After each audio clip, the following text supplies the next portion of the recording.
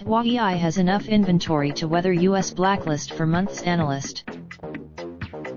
China technology giant Huawei has enough inventory to sustain its smartphone and 5G networking equipment businesses for most of the rest of the year, according to brokerage and investment firm CLSA.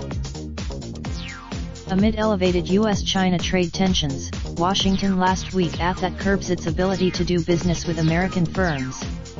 That restriction for now, Huawei's smartphone business has 5 to 6 months worth of inventory, and its 5G networking equipment business has 9 to 12 months worth of supplies, going by CLSA estimates. Sebastian Ho, investment analyst at CLSA, told CNBC on Friday.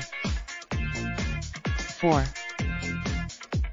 Notably, Ho said that Huawei subsidiary HiSilicon, which designs chips for Huawei equipment, has been increasing its capability in the last few years and is able to supply 80% to 90% of Huawei's needs. In fact, HiSilicon's capabilities are stronger. Ultimately, Huawei's survival is highly dependent on whether Taiwan Semiconductor Manufacturing Company, the world's largest contract chip maker, can keep doing business with it. In fact, no. For now, TSMC has said that by the US action to curb the Chinese firm's access to American technology, in a bid to reduce its reliance on US suppliers, Huawei has in recent years invested in its own chip technology, especially for smartphone processors and 5G chips. But, according to Ho, the bottom line is that Huawei still.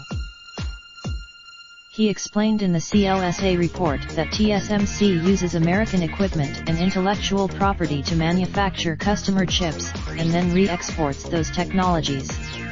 If American based on CLSA calculations, equipment with American origins accounts for between 15% to 20% of TSMC's sales to HiSilicon, and so is safe for now, the report said.